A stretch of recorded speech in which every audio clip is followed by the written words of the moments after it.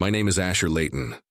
I'm 38 years old, and I work as a senior financial analyst for a mid-sized investment firm in downtown Chicago. For the past 6 years, I've been living what I thought was the American dream. Steady $145,000 salary, a nice condo in Lincoln Park, and most importantly, engaged to a woman I believed was my soulmate. Coraline Carlisle was everything I thought I wanted. 31 years old when we met. Stunning, with that effortless confidence that made heads turn when we walked into any restaurant on Michigan Avenue. We met at a charity gala in November 2019, one of those black tie events where Chicago's elite pretended to care about causes while networking over $12 cocktails. She worked in digital marketing for a boutique firm, though I noticed early on that her schedule seemed more flexible than most. The first time she canceled our wedding, it was 2 weeks before the ceremony in September 2021. We'd already put down an $11,000 deposit at the Palmer House Hilton, sent out invitations to 130 guests, and I'd paid another $6,000 for her wedding dress from a boutique on Oak Street. Her excuse: she needed more time to find herself and wasn't ready for such a big commitment. I was devastated, but I loved her. I understood. Or at least I convinced myself I did. If you enjoy stories of cold-blooded revenge and gripping plot twists, like this video and subscribe to the channel now. There are brand new, unreleased stories here every day, each one more intense than the last. The second cancellation came 10 months later in July 2022. This time we'd booked the Chicago Botanic Garden for a summer ceremony. Another $9,000 deposit lost, plus the catering advance at Shaw's Crab House. Coraline's reason this time was that her mother had been diagnosed with breast cancer, and she needed to focus on family. I felt like a monster for even questioning it. I held her as she cried, covered her mother's medical expenses that insurance wouldn't pay, about $5,000 in co-pays and specialist visits, and told her we'd try again when she was ready. The third time should have been my wake-up call. We'd planned a smaller, more intimate ceremony at the Art Institute of Chicago for May 2023. I'd learned to keep the deposits smaller by then, only $6,000 this time. But when Coraline came to me 3 weeks before the date, claiming she was having panic attacks about commitment and needed therapy, something finally clicked. 3 weddings, 3 cancellations, $26,000 in lost deposits, not counting the engagement ring that had cost me 2.5 months' salary, $27,000. But it wasn't just the money. It was the pattern I was finally starting to see. During all these cancellations and delays, Coraline never stopped enjoying the perks of being my fiancée. She lived rent-free in my Lincoln Park condo, drove the Honda Civic I'd bought outright and titled in her name in early 2020, and maintained a lifestyle that would have required at least $85,000 annually, money her sporadic marketing projects certainly weren't providing. She loved showing off her 2-carat engagement ring at the upscale bars in River North, loved telling people about our upcoming wedding, loved the status that came with being engaged to a successful Chicago professional. But she never actually wanted to be married to me. The 4th time she brought up postponing a wedding that we hadn't even begun planning yet, I knew something was seriously wrong. It was a Tuesday evening in June 2023. I'd come home from a long day analyzing quarterly earnings for our biggest client, a manufacturing firm based in Milwaukee. Coraline was on the couch, scrolling through her iPhone 12, when she casually mentioned that maybe we should wait until fall 2024 to start planning again. "I just think we should be more financially secure," she said, not even looking up from her screen. The irony wasn't lost on me.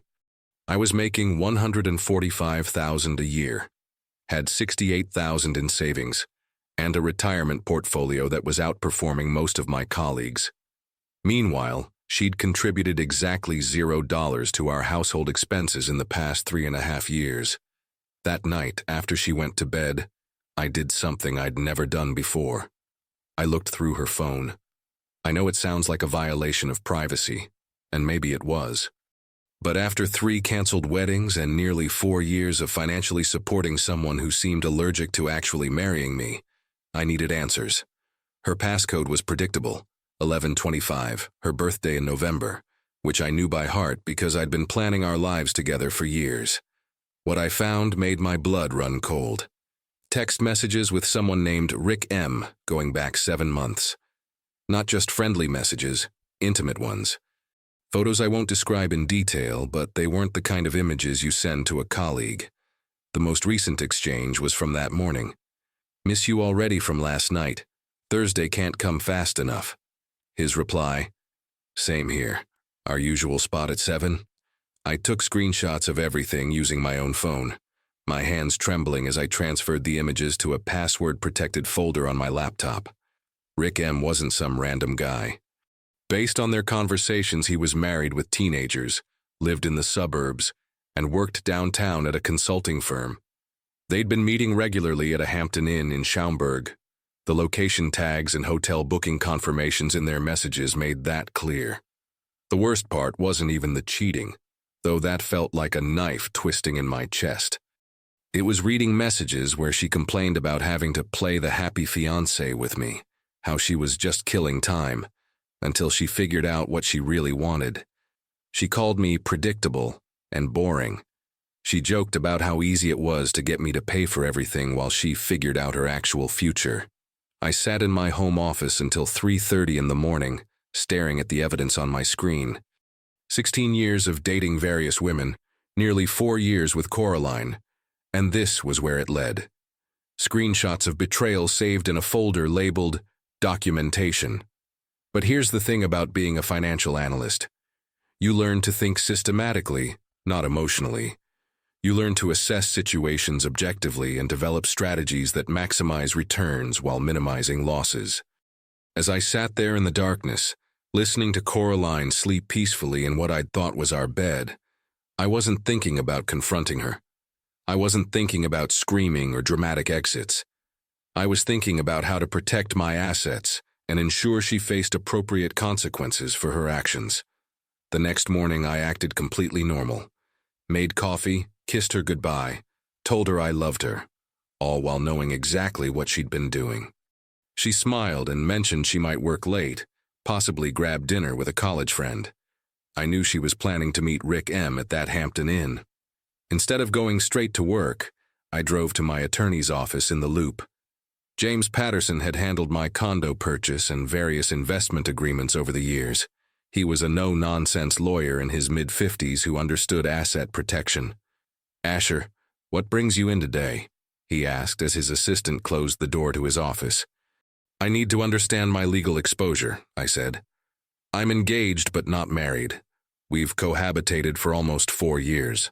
Some accounts are joint, but I own the condo and paid for her car outright.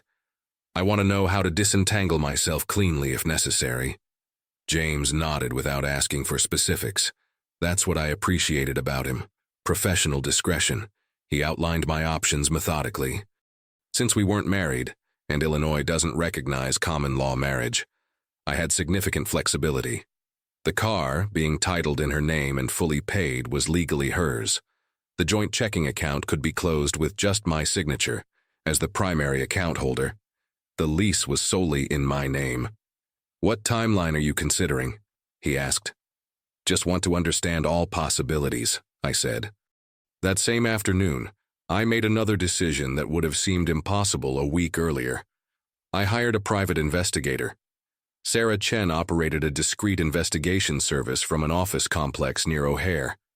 I'd gotten her name from a colleague who'd used her during his messy divorce. She was professional, thorough, and reasonably priced. $1,300 for a comprehensive background check and surveillance package. "I need complete information on Richard Morrison," I told her, sliding a folder of printed screenshots across her desk. "And I need documented evidence of his relationship with my fiancée." Sarah reviewed the materials carefully, taking notes. "How detailed do you want this investigation?" "Everything. Employment history, family situation, financial background if accessible. And I need photographs that would be admissible in court if needed."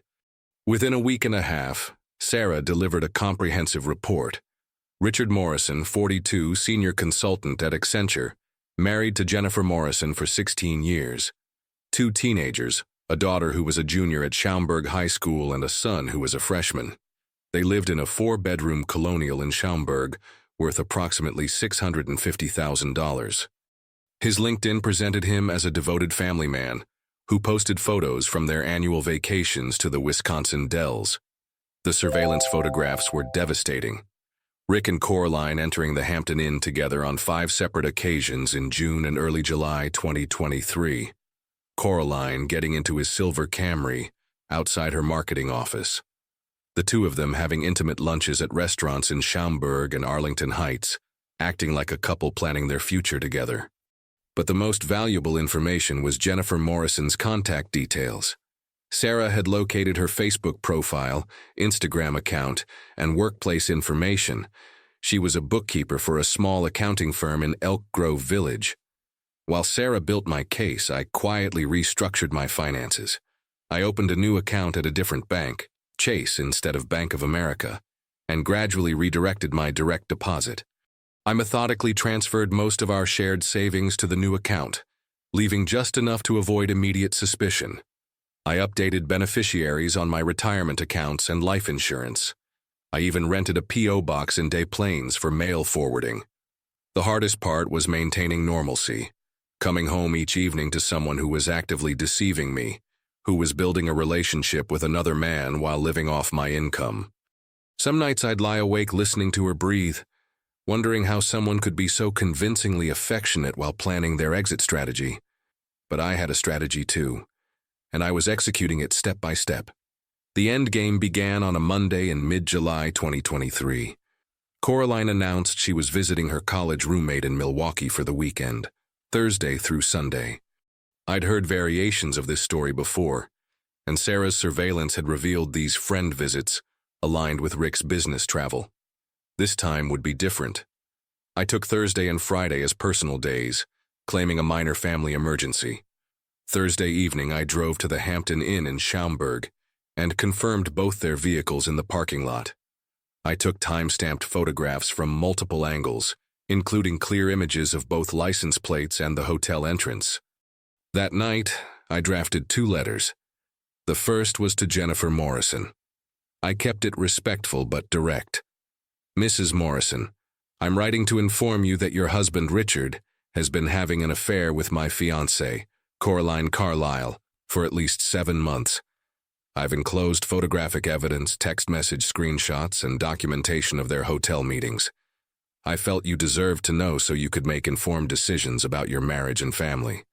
I apologize for being the bearer of such painful news. The second letter was for Coraline. I know about Rick. I know about the hotels. I know about all of it, and I have documented everything. By the time you read this, our joint accounts will be closed, utilities will be scheduled for disconnection, and you'll have 30 days to find other housing. The car remains yours since it's in your name. You chose deception and financial exploitation over honesty and commitment. Now live with those choices. I printed both letters Friday night while Coraline was supposedly in Milwaukee. I packaged Jennifer's letter with copies of all evidence Sarah had collected, plus my own surveillance photos. Both letters were scheduled for certified delivery on Monday. Over the weekend, I executed the final phase. I transferred our entire joint savings, $49,000 representing years of careful financial planning, to my new Chase account. I contacted ComEd and Peoples Gas to schedule utility disconnections in 2 weeks. I prepared a formal 30-day notice to vacate, along with lease documentation showing I was the sole tenant. Monday morning, July 17, 2023, I woke up at 5:45 a.m. Coraline was still sleeping, allegedly tired from her drive back from Milwaukee. I looked at her one final time.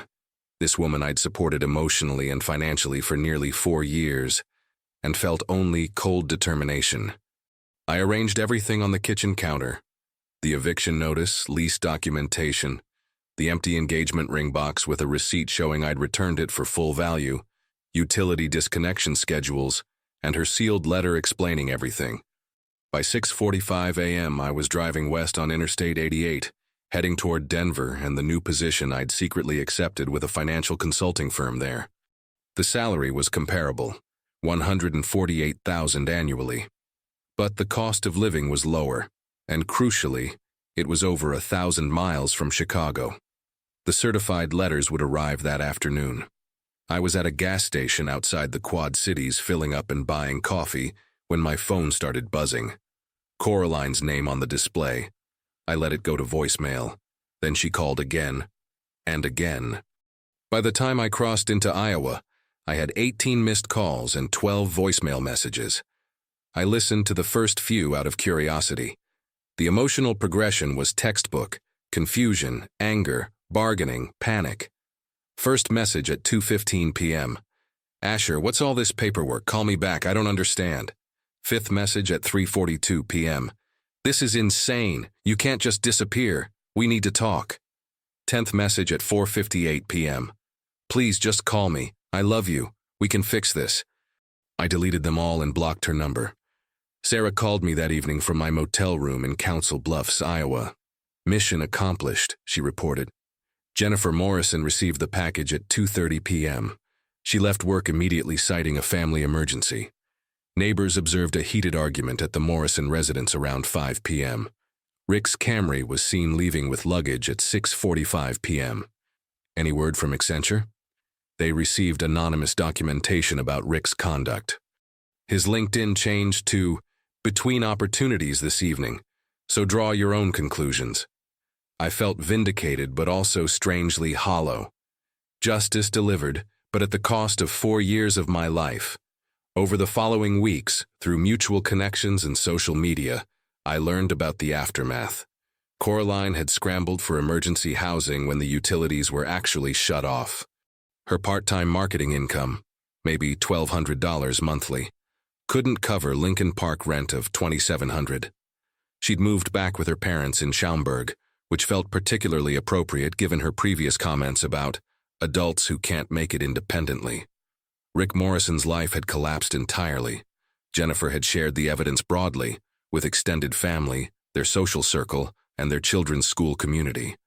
His consulting career was finished. Last I heard through professional networks, he was selling insurance in Crystal Lake. Denver proved perfect for starting over. I bought a 3-bedroom house in Lakewood for $420,000, less than half what I'd pay in Chicago. I adopted a rescue dog, a golden retriever mix named Scout, and discovered I genuinely enjoyed the solitude. My new colleagues appreciated my work ethic, and for the first time in years, I felt authentic. 13 months after leaving Chicago, in August 2024, I met Amanda at a weekend hiking group in the Rockies. She was a veterinarian, divorced for 3 years, with teenage twin sons and a refreshingly direct communication style. When I eventually shared my story, she listened thoughtfully and said something that resonated deeply. Some people view love as what they can extract. Others see it as what they can contribute. Amanda and I have been together for exactly 1 year now, as of August 2025. We moved in together this past May after 8 months of careful discussion about compatibility, financial goals, and future plans. She contributes equally to our shared expenses, makes decisions collaboratively, and has never asked me to fund anything beyond our reasonable means. We're engaged as of last month and planning a simple wedding next June. Just family and close friends, no elaborate deposits or potential cancellations. I rarely think about Coraline anymore, but when I do, it's with appreciation rather than resentment.